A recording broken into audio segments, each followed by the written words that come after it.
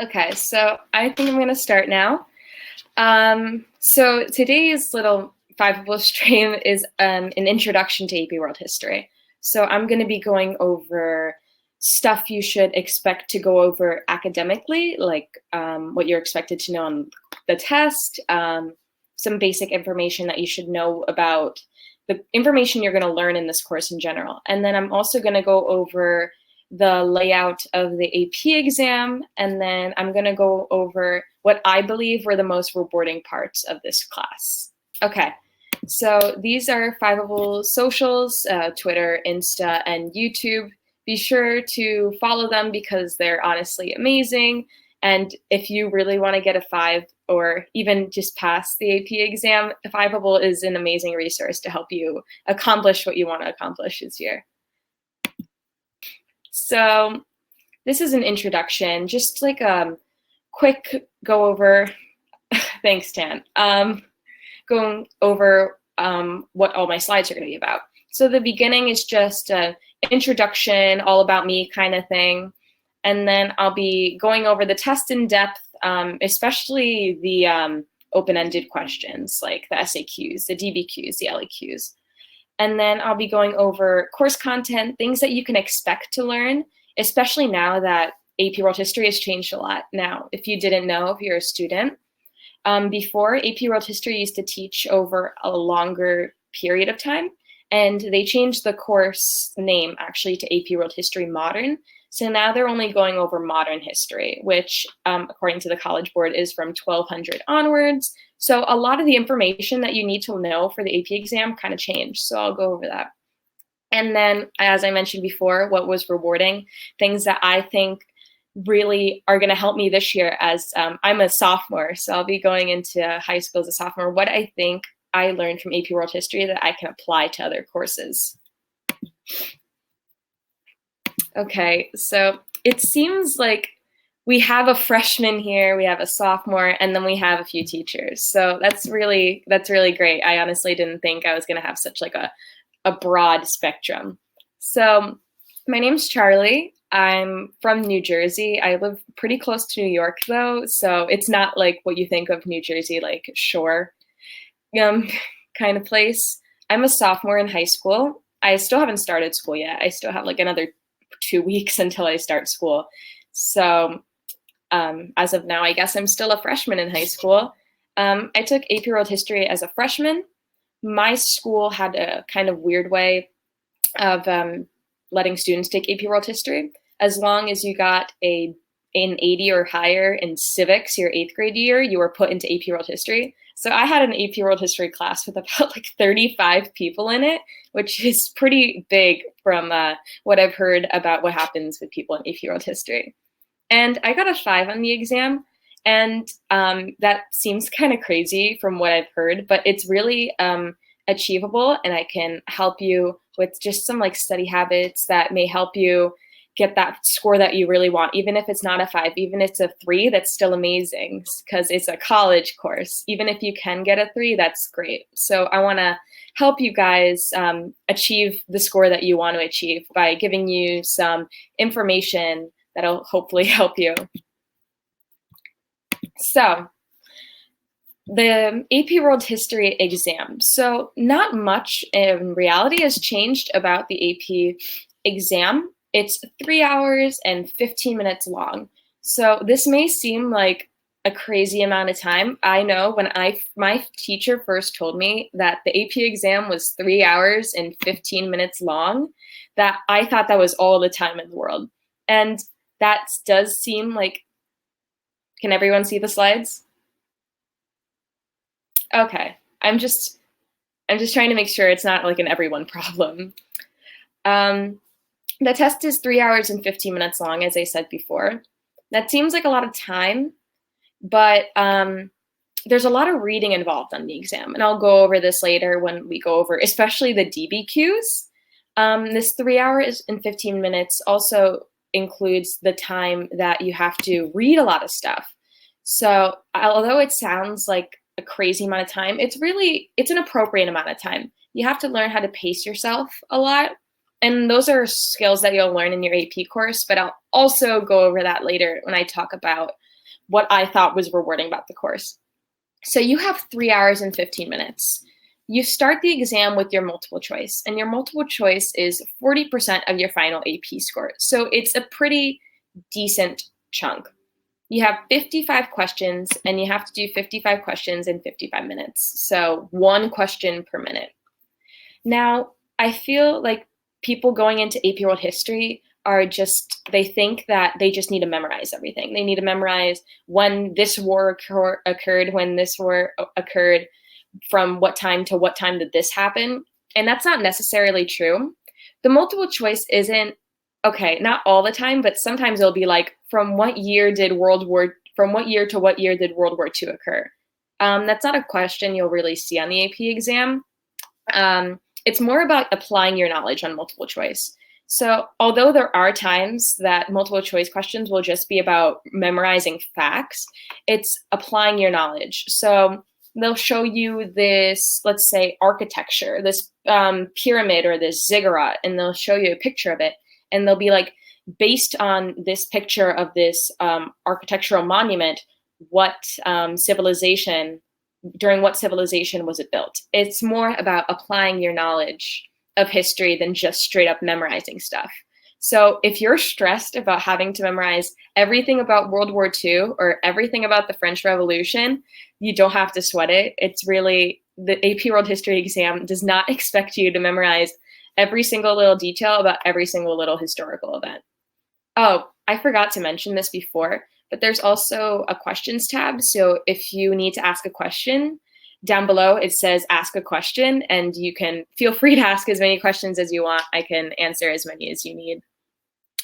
So my experience with multiple choice, I feel like with multiple choice, you don't want to rush, but you have to have a nice timing with it, especially because multiple choice does include some reading. So you want to learn how to pace yourself. And that's something I'll be going over, as I said before, later in the slides. So next are your SAQs. So SAQs stand for short answer question. And your short answer questions, you have 3 of them, and they are 20% of your score, and you have 40 minutes to do 3 questions. So I think that SAQs are my favorite writing that I ever did for the AP World History exam, mostly because they were short and concise. So if you like short and concise style writing, if you like to get to the point and not have to include document numbers or like synthesis as you would in DBQ or an LEQ, I like SAQs just a lot more. SAQs, they'll give you a question and you just have to answer it. So you don't have to use any evidence, usually any evidence from any written sources. Sometimes SAQs will be based off a written piece. They'll give you a little excerpt of something and then they'll have you answer it, or maybe a chart and they'll have you answer it, but it's not all 3 of them. It'll usually just be one with a document or one with a chart, and then the rest of them are just straight up questions. I see someone asked what the best prep book is, so I'm just gonna leave for 2 seconds to go get one. So sorry. I really liked the 5 Steps to a 5 book. I actually didn't buy it. I asked a friend who took the course the year before to give me their 5 Steps to a 5 book, and I did this mostly because their notes were already in it. But I really love the 5 Steps to a 5 book. It's really straight to the point, and it gives you all the information you need in a really concise manner. I did not use any other 5 Steps to a 5 books for AP World History. I took another AP course my freshman year. I took AP Music Theory. And for music theory, I used the Barron's, and I also do like the method that Barron's books use to deliver their information. I feel like 5 Steps to a 5 is a little more straight to the point, whereas Barron's is a little bit more like, I'm going to tell you all the information, and you might not need to know any of it, but you know, it's still, you might want to know it just like if you want to go in depth on your writings, and it'll bring up stuff like art history in your AP World History section. But I really do like Barron's too. So you can use 5 Steps to a 5, which I used. And then I also have friends that use Barron's that really liked it. And if you're taking music theory, I highly recommend Barron's. So Peter likes the DBQ and the LEQ more than SAQs. Yeah, I mean, I think it's more of a personal thing, but I just liked the short, concise type of writing. And he said there's always one paired passage SAQ, one visual SAQ, and the choice one is non-stimulus. So I didn't mention this before. So you have a choice for one of your SAQs for 3 of them. So for your last SAQ, I believe, you have a choice between 2 options, and that one you don't have to use a document. That one doesn't give you a document. That one just gives you a straight up question. Caroline says that the new 2019 5 Steps to a 5 has daily warm-up question section, which is really cool. I didn't know that because I used an older version. I used the 2018 one, but I also had an app that gave me daily questions for AP World History. It gave me a question that was actually really helped, and it was related to the information that really helped me every single day. So I think it's called Varsity Tutor. I may be wrong, but I can look later and I can tell you guys later. Anyway, I kind of got off topic, but next are the DBQs. And DBQ is, I think, for me, it was the hardest one. And I don't want to sound like I'm putting anyone down, because the DBQ just takes time, because it's different than any other writing that you've ever done in any other history class. So a DBQ will give you a question. So I'm just going to make something up right now. So let's say the question is, use the following documents to explain how European imperialism affected the Middle East. Let's say that's the question. And I'll give you 7 different documents with different perspectives on how the Europeans affected that certain place. So usually some will be like, they affected us positively, then some will be negatively, and then some will say they didn't affect us at all and we're still the same people. So they try to get all different perspectives in your documents. So to try to create a good argument, because when you have an argument, you want to use all different perspectives to eliminate bias. You will use, there's 7 documents. You only have to use 6 documents for your DBQs. And you have to explain how the author of at least 6 of your documents feel about the question. So I actually wrote down here what all the things you need for a DBQ are, especially now that AP World History has changed a little. There's some stuff that's changed. And hi, Dylan, I didn't see you. So the first part of your DBQ is your thesis. So your thesis is kind of what you do in English. You just restate your claim and then you answer it.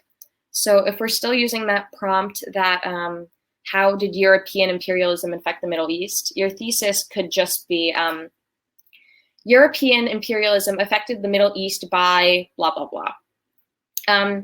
You can't just restate the question and not include a reason. If you just say European imperialism affected the Middle East and that was your thesis, you won't get the thesis point. You won't get a point for that because you're not answering the question. You're just simply restating it. After that is the development of an argument.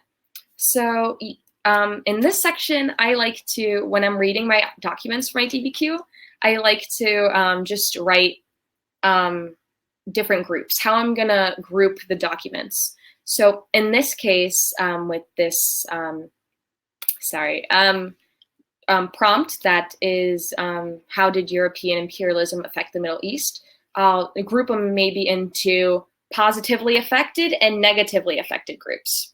So then I have 2 different arguments, people and authors' documents who believe that it was negatively affected, and then a group that was positively affected. So those are my 2 arguments that I'll use. And if you create an argument, you get a point for your DBQ.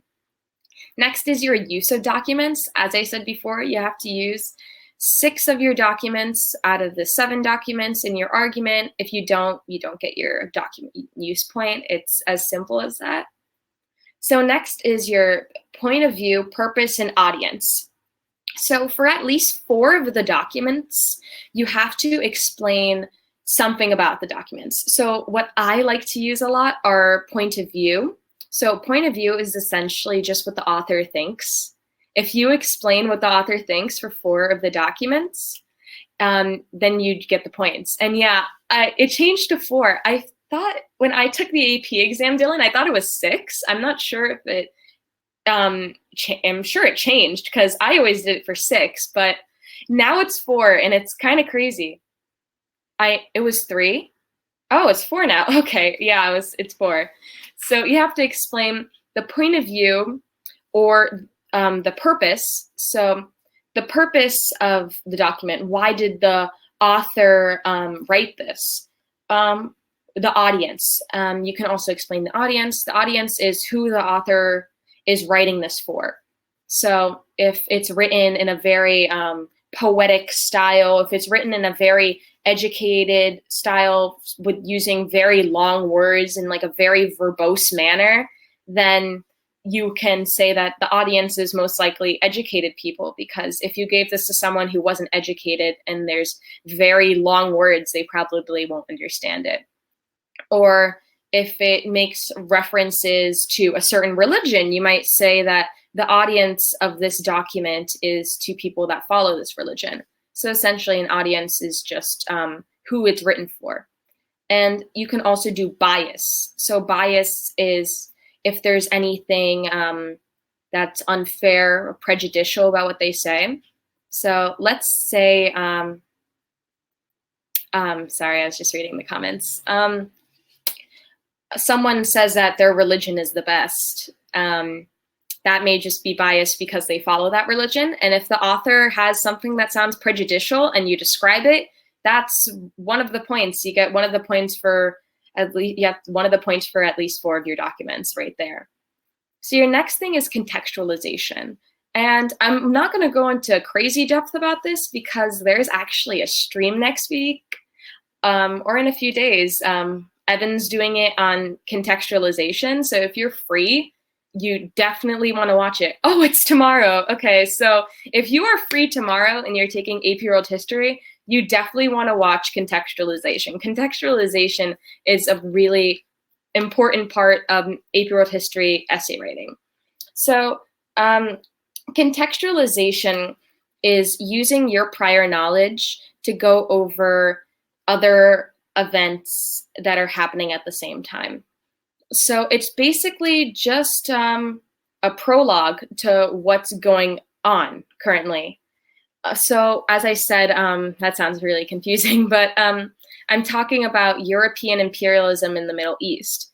So for my contextualization, I'll maybe go over politics in the Middle East at the time, not currently. I'll go over the importance of Islam.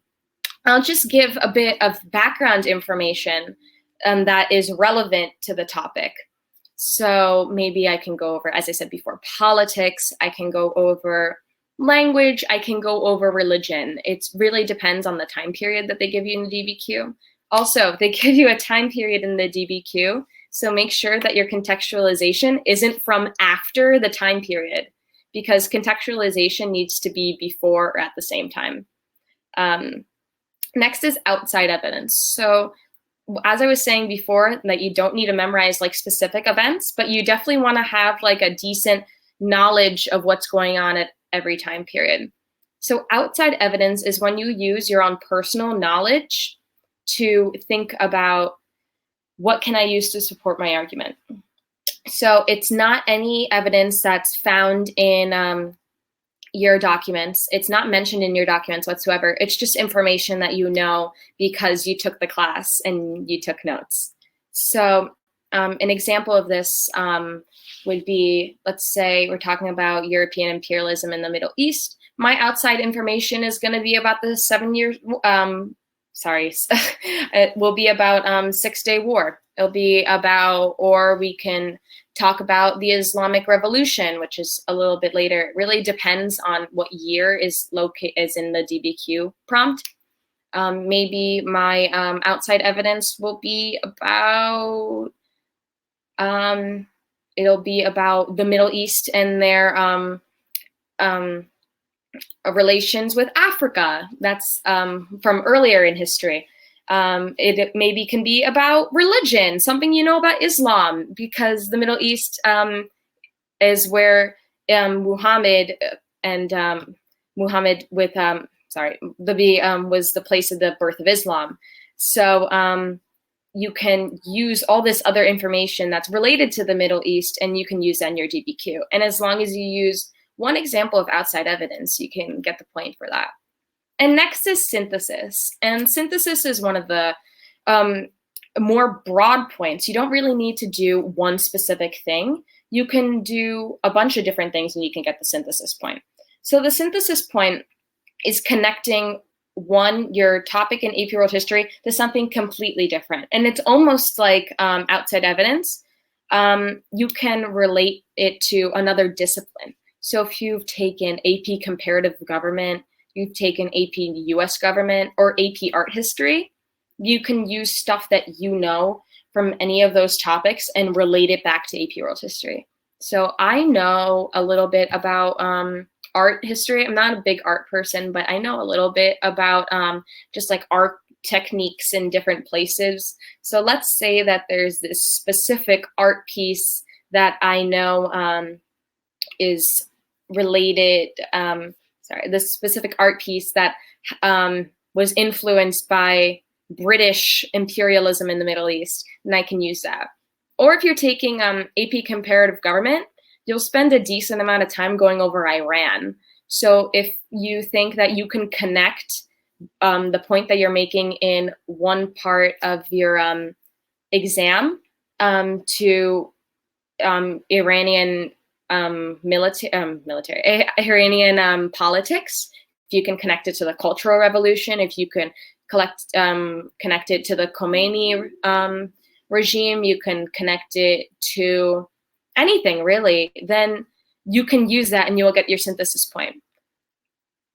Is there an acronym for this? To be completely honest, I don't remember having an acronym. I never learned an acronym to do this, but if there is, can anyone comment it? That'd be really helpful. I really think if we had an acronym, that'd be great. I have a question. How lengthy are the documents for DBQs? So DBQ documents, they really depend. Some of them can be as short as 1 paragraph, and some of them I've seen gone up to 3 paragraphs, but they aren't crazy long. They aren't so long to the point that you'll be sitting there for 3 days. It's more about, they're usually around a 5-minute read. And sometimes the documents for your DBQ aren't even reading documents.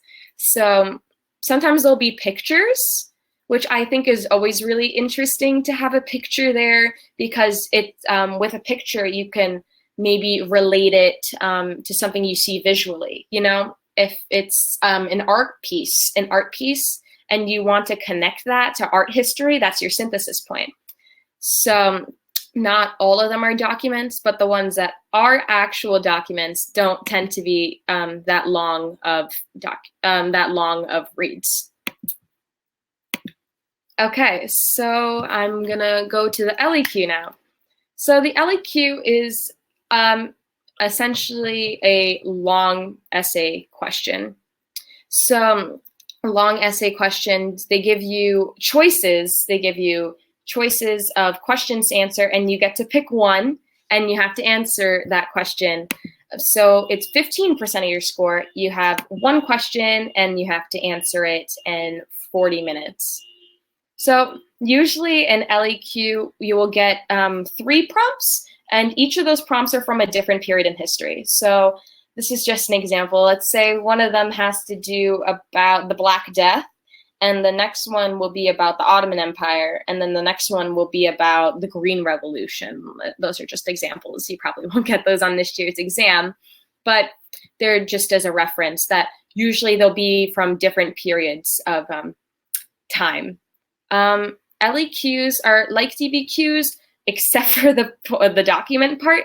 You have to explain, you still have to have contextualization in a DBQ, and an LEQ, sorry. You need to explain what's going on at this time. it's always nice to have a synthesis in your LEQ. I think that it shows that you can make historical connections and that you have a strong sense of historical reasoning. And that's something I'll be going over actually in the next slide. And Nia, great job. Thank you so much. Thanks. It's really nice that you're encouraging your students to watch these. Definitely try to encourage other people to watch these Fiveable videos. I think they're really helpful to have live tutoring, especially where you can like ask questions while people are talking. And it's just a really nice interactive experience that I think will really help compared to just, you know, like reading this book and taking notes like I did, even though I did use Fiveable. Alex asked, how far in advance did you start preparing for the exam? Okay, so I got this book in probably November. I probably read over it once or twice, not the whole thing, like half of it. I took my notes, and then I kind of just left it alone for a while, and I focused more on the coursework, and I did not pick this up until May, which is probably not the best studying habit. So I would recommend maybe starting to study 2 months before the exam. You don't have to stress yourself out over studying. It's not like I'm going to spend 3 hours of my day every single day dedicated to writing notes. Like, no, I think that if you read the book, read your notes, maybe have flashcards, whatever helps you study and whatever will help you get the score that you want in your AP exam. Your methods will depend, but I think that studying 2 months ahead is appropriate, and don't be like me and study the night before the AP exam. So I'm going to go to the next slide, and the next slide is about content. So AP World History has changed, as I mentioned before. So when I took it last year, the AP World History curriculum was essentially from the beginning of time to present day. But now it's from 1200 to the present day. So never mind. Dylan says, a piece of advice from me is do what helps you. And I definitely agree. There's not like a set in stone kind of way to just passing the AP exam. You can't just do what everyone else is doing, you know, like taking notes, reading books. That may not work for you. What might help you more is like a visual kind of approach, a visual tutoring. Maybe flashcards help you. Maybe memorization is more your thing. You know, memorizing things is going to help you absorb the material more, and that's great. So I'll go over that in the next period, and the next slide. That you really have to figure out your own studying habits. And Dylan says he's a lecture guy, and he wasted his money on a review book. I'm personally a review book kind of person. I like reading a lot, so I felt like a review book helped me, but I know that it definitely doesn't help everyone. And that's why Fiveable's here. Like if you're more of the visual kind of person like Dylan, you can watch, you can ask questions, and hopefully you can absorb more information than just reading, you know, a 5 Steps to a 5 book. Or a Princeton review. I didn't go over Princeton review, but I'm not, you know, like a Princeton review kind of person. I think that Princeton review is best for sciences. Princeton review is a lot more in depth for stuff like chemistry or biology. So if you're going over something that's in the humanities, like AP World History, I would definitely go for a Barron's or a 5 Steps to a 5. So as I was before, your first part of AP World History is the global tapestry, and that's from 1200 to 1450. So the global tapestry is the very beginning of what you're going to learn. The beginning, what's going to affect later history. So some events that you might know already, or you might not know, that's fine. Some events that you'll go over are the spread of Islam in Africa, Mansa Musa, Mongol invasions, and if you watch anything by John Green, you'll know how amazing the Mongols are. The Black Death, and pre-Columbian empires like the Inca and the Maya and the Aztec. So this is what you'll start off with in your AP World History class, but Fiveable is actually having something called a Period Zero, and it'll be starting in 1 week or 2 weeks. Now, Period Zero is going over the information before what you're tested on, so before 1200. And you might ask, like, why is there a point to us learning history that we're not going to get tested on? And it's because the information that you learn from before this time period is really helpful to know, especially because the new curriculum completely takes out the formation of religions, not all religions, most of them. So you won't really learn about the formation of Christianity, Judaism, Taoism, stuff in China, which is especially important when you go later into Chinese history. You won't know about filial piety. You won't know about Chinese historical events that are really important later when you study things like the Cultural Revolution.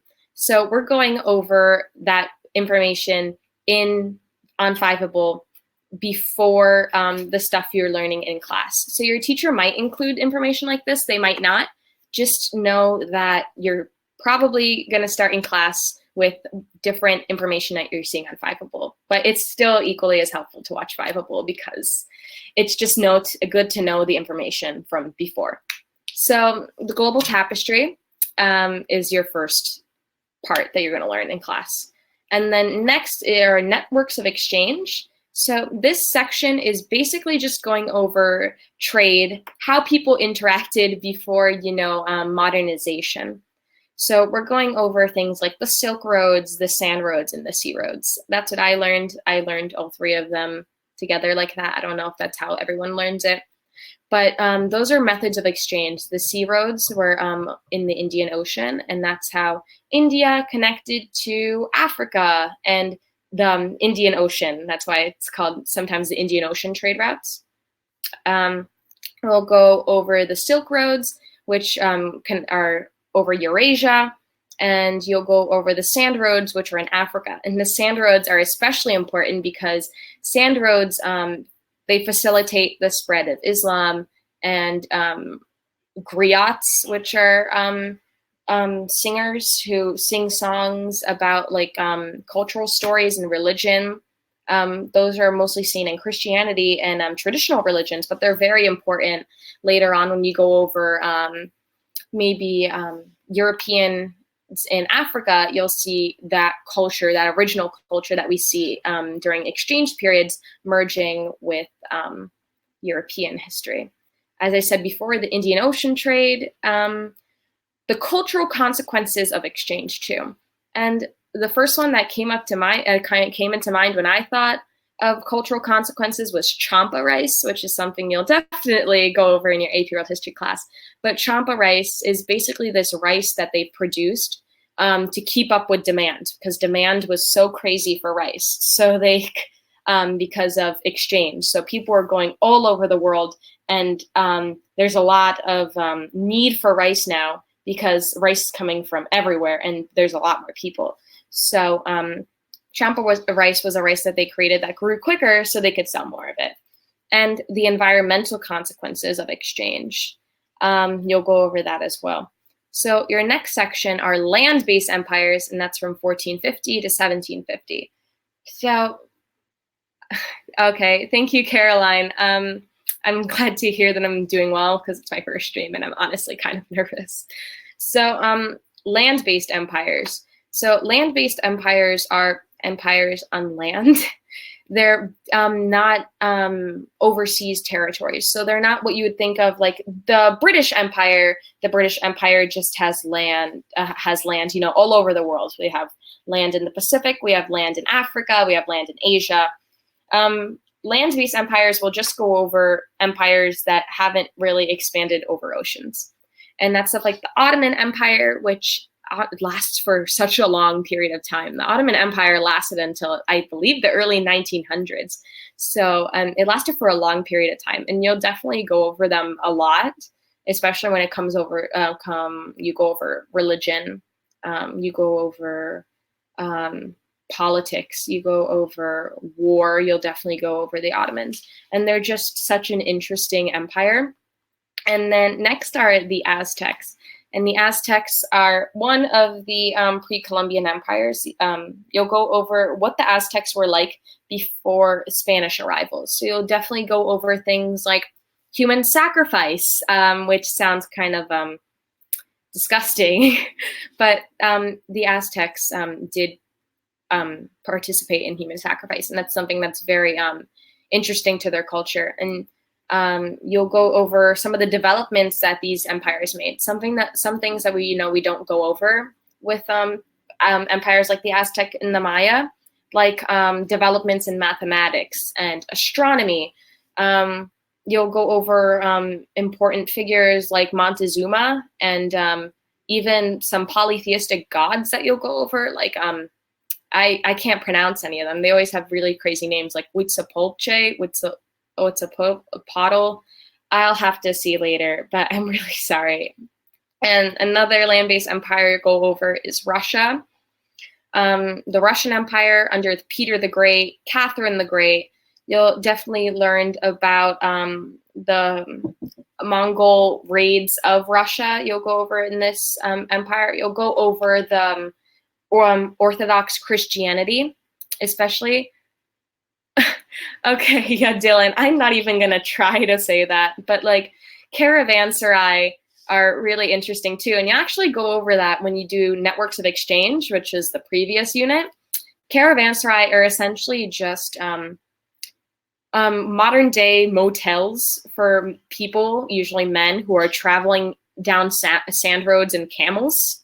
So caravanserai are honestly super interesting, and they are really important. Like caravanserai let people live and let people continue spreading their religion and selling goods along these routes. So they're really important, and they're actually really interesting. So thanks, Dylan, for bringing that up. I completely forgot about them. So you also go over the Safavid Empire, which is in Iran. You'll go over the Qing Empire in China, and the Mughals I also went over. And when you go over the Mughals, you'll go into depth a lot about the spread of Islam in Asia. And you'll also go into the development of Sikhism, which if you are a Fiveable intern, you definitely saw me do a presentation about that like 2 weeks ago. So Sikhism is honestly one of my favorite topics in AP World History to talk about. So that's definitely something that I hope you enjoy as well, because I thought that was just something that was so interesting to me. And next are Transoceanic Interconnections, and they're essentially ways that we're connecting the world through water. So things like the Columbian Exchange, where people in Africa are trading with people in Europe and trading with people in North America. It's the only reason why Ireland had potatoes is because of the Columbian Exchange. It's because the Inca gave them potatoes. It's the only reason why Europe has corn now. It's really cool because they're things that we think that are strictly ours. Like tomatoes are very Italian, but they wouldn't have tomatoes if it weren't for North America and trade. So that's honestly really interesting. And it's not all positive things that happen because of the Columbian Exchange. The Columbian Exchange also led to the spread of disease. A lot of people died because of the Columbian Exchange because Native people didn't have immunity to smallpox. And that's something you'll definitely go over as well. And next are maritime empires, which are the complete opposite of the land-based empires that I went over. So the idea of having empires across oceans and having colonies on different continents. So this is what you're thinking of when you think of colonialism. Something like the British Empire, we have America, we have Australia. That's something you'll go over in this this little unit. So next are revolutions, and revolutions are a fight with the people against the government. So the revolutions I went over in class are kind of different than I think the revolutions that everyone else goes over. I think there's like the essential ones, like the French Revolution, the American Revolution, the Haitian Revolution, and then the Latin American Revolution.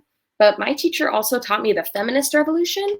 I don't really know if that's something you guys will be going over in class. It's not what comes to my mind as a revolution. I think of it more as like a suffrage movement, but it's definitely something you'll be going over. I don't know if it's under the revolutions category or not, but it's definitely really interesting to see people go against their government for things that they want. And the Haitian Revolution is just really awesome. Next unit are the consequences of industrialization.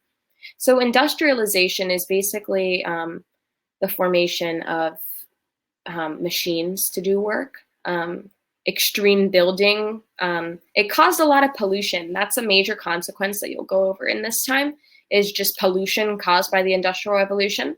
But in this period, you'll also go over Marxism, which is, it started as like a workers group.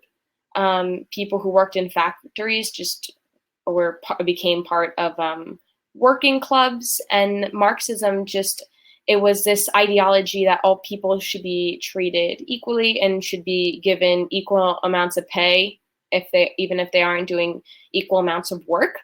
So that's something that you'll see in this period as well. And then next is global conflict. So this is from 1900 to present. So in this period, you'll be going over World War I, World War II, what you think of when you think of world history.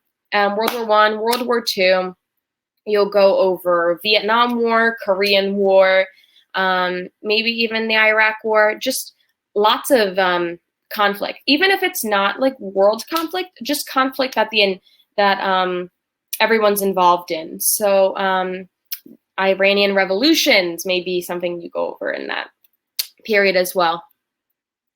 Next is the Cold War and decolonization. So decolonization is countries letting go of their territories on other continents. And this happened at this time, especially because people were revolting with more countries losing their territories. More countries want to become independent.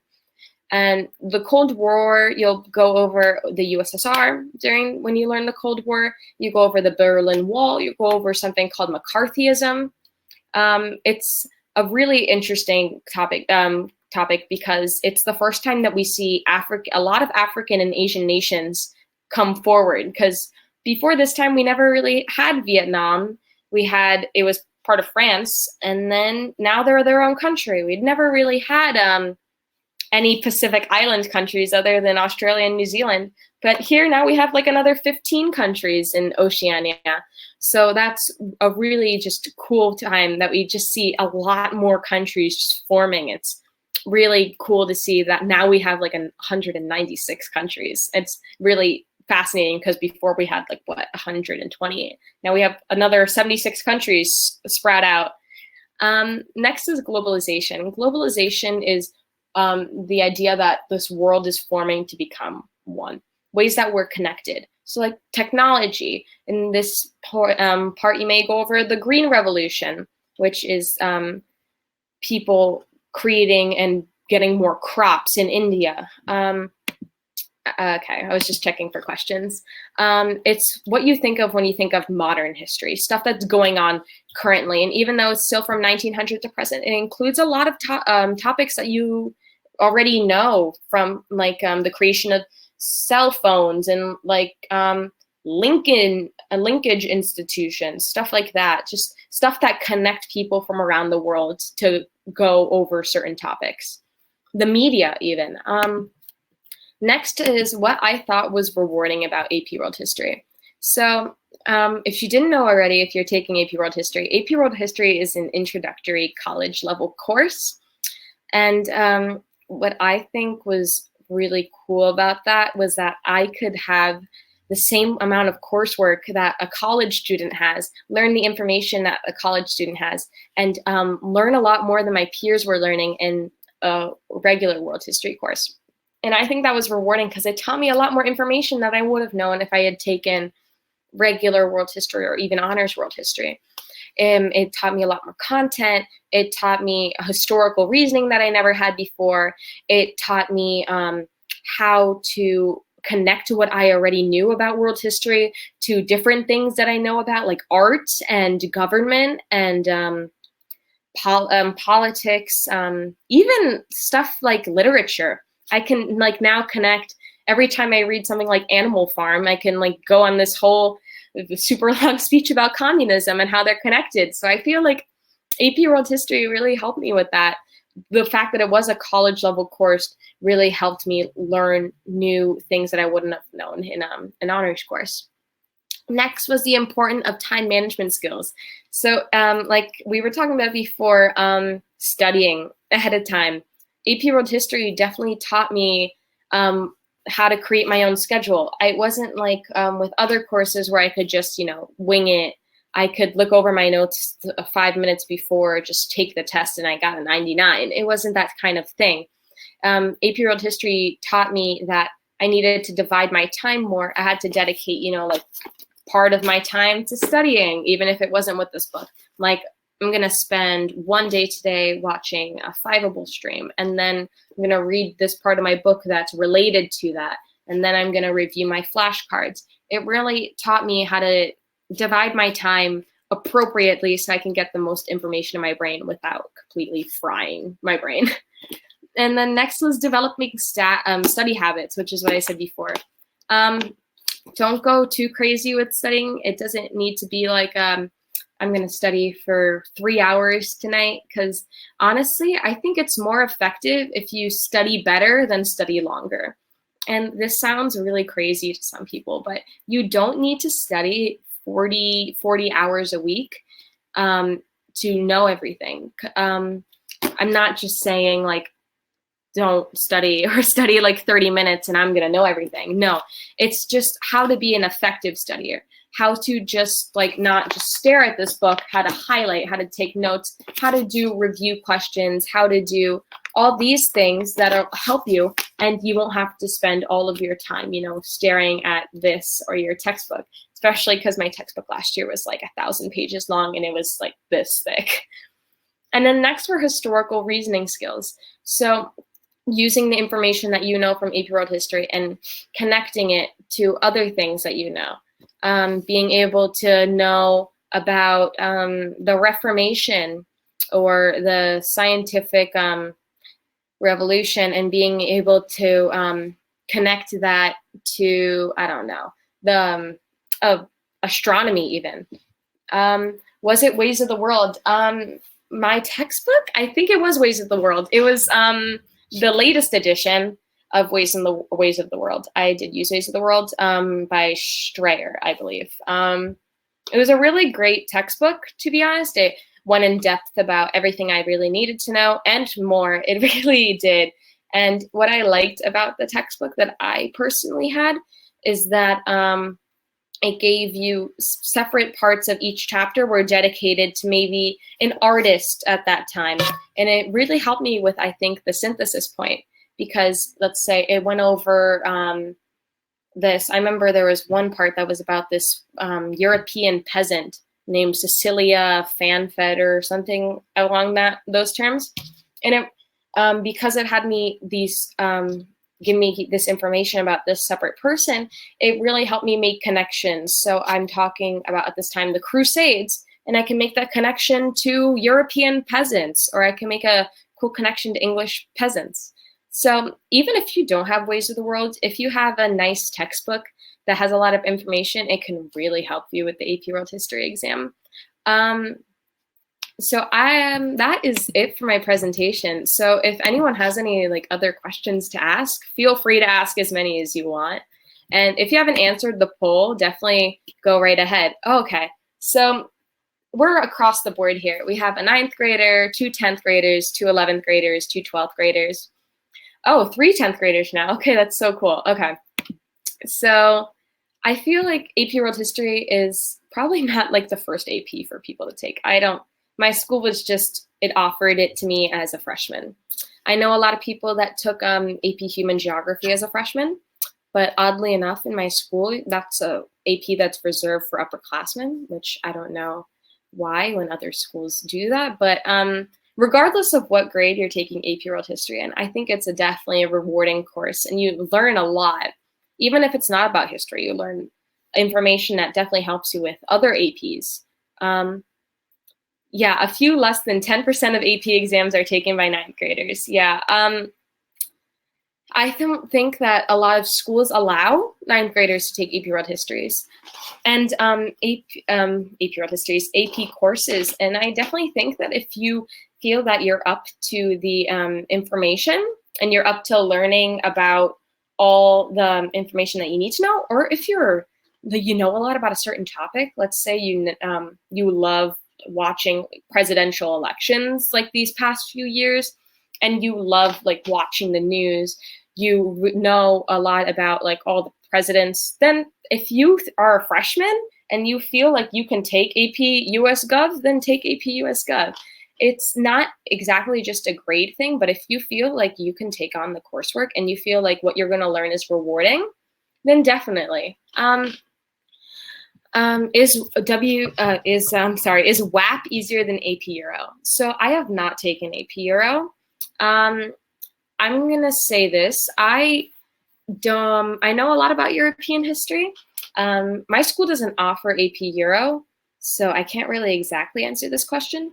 But I feel like because AP Euro is based on one continent, you would have to know a lot more information about that continent. Whereas with AP World History, you have to know stuff about, Africa, Europe, United States, Asia. You don't have to know everything about them, but you have to know a decent amount. But because you're taking AP or Euro, you have to know more information, if that makes any sense. I have a friend that's taking AP Euro, so I can definitely ask him, but I don't know how to answer that, and I feel kind of bad, but I'm sorry. Should I organize work with a binder? So I did not have a binder for AP World History, but I had a notebook that had an insert with a folder inside of it. I think it really depends on whether your teacher is going to have stuff that are hole punched. My teacher did not. My class did not have a lot of handouts.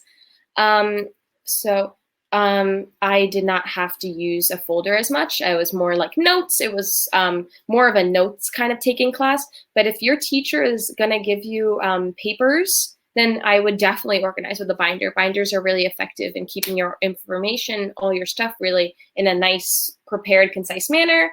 Binders are really cool. I never used one for AP World History because of how my teacher taught. Do colleges see if you took both? Colleges will see, when you apply for a college, they'll give you your, I forgot what it's called. They'll give you all the courses that you took over your high school years. So if you took them in school and not like independently learning, then colleges will see that you took AP World History and AP European History. If you're talking about if they'll see your scores, I don't really know. Some colleges require you to put in all your AP scores. Some of them are just like, they'll to let you put whichever ones you want. But I think it's just best if you took AP World History and AP World History and European, if you took both of them, just to submit the scores for both of them, because they'll see your schedule anyway. So if you're asking, do colleges see if you took both courses? Yes. Do colleges see if you took both tests? Depends on the college. Makes sense. Euro is more detailed. World is more thematic. Yeah, I would think so. European history is a shorter time period, I believe, too, than world history, even though world history has gotten a lot shorter in time period.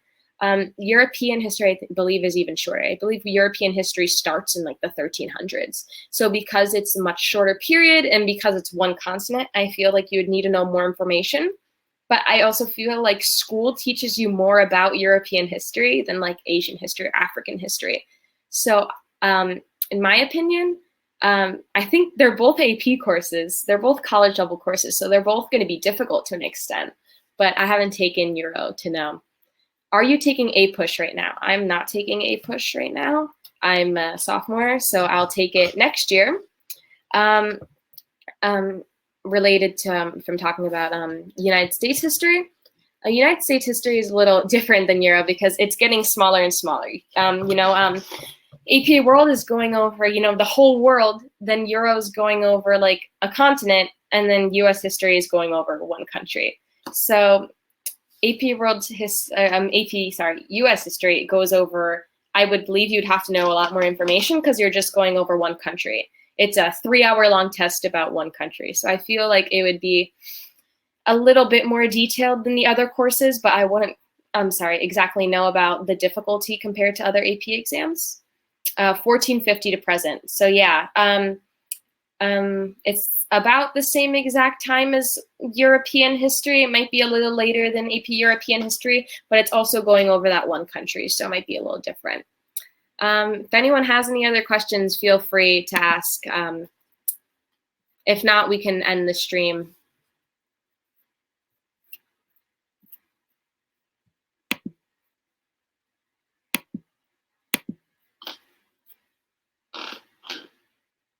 How do you feel about group work? So I think how much group work you'll do in class will definitely depend on your teacher, but I do like group work. I do like being able to interact with other people and see what their opinions are on different courses. I feel like group work is really important, especially in AP World History, because you can get your opinions and thoughts and maybe learn from other people on certain topics that you're going over. So yes, I do like group work. I also do like individual work sometimes, but yeah, I'm not bothered by group work. How many AP classes are you taking right now? Okay, so in school, I haven't started school yet, so I'll go over like my freshman year and my sophomore year because I'm going to be a sophomore. So my freshman year, I took two. I took AP World History and I took AP Music Theory. And then I'm a sophomore now. I'll be taking AP Seminar, which is like a writing presentation class. I'll be taking AP Computer Science A, which is a Java coding class. And then I'll be self-studying for AP Comparative Government. Woo seminar, yeah, can't wait for that. It's gonna be really interesting. And then taking AP Comparative Government. And then I might have to see, but I may or may not be doing human geography. I really love history and geography. I've always really been interested in those topics. So that's definitely something I might be looking forward to. And I might be taking that. So depending on how I feel, what's gonna happen with my courses, I might be taking 3, I might be taking 4. We don't really know right now. Woo seminar, I'm taking research right now, and seminar is one of my favorite classes to take. Yeah, I'm really excited, especially because it's such a small class. It's going to be four people in it, so I feel like we'll get a lot more individual help with seminar. Was it easy? Oh, that's for Dylan. If there's any other questions, feel free still to ask. Was it easy? That's for Dylan. Sorry. Ooh, yay, seminar. Okay, I'm actually kind of excited now to watch seminar stuff. Okay. Let's see if I have anything else to talk about. Maybe like AP Music Theory. I took AP Music Theory my freshman year. It's a really fun class, I do think, but it's not one of those AP courses you can just take without having prior knowledge in music. So if you had never played an instrument before, probably not the class for you, but it's definitely, if you do have have experience with music, if you have experience with the topic and you are interested, definitely take it. Oh my God, AP Music Theory, no, please. Okay. Yeah, AP Music Theory, I feel like is more for the classical music player. I grew up playing piano. I've played piano for like 10 years. I played competitively too. So if you have that classical background, especially, that definitely helps. But AP Music Theory is amazing, Dylan. So what do you want to major in? Okay, so I currently don't know, but I definitely want to go into STEM. Not history, which is kind of ironic because I love history and I love talking about history so much, but it's definitely not something I'd want to consider majoring in. As of right now, I'd probably want to major either in, never mind, I'd probably major in chemistry. I love chemistry so much. I'm actually going to take chem this year. It's going to be great. I had like an introduction to biochem last year. I was taking pre-AP bio my freshman year, and I really loved biochem so much. And then I really didn't like any of the other parts of biology. So I think I'm going to major in chem. If that's out, that's it. Just let me know if that's all the questions for now, and then we can just end the stream. Same.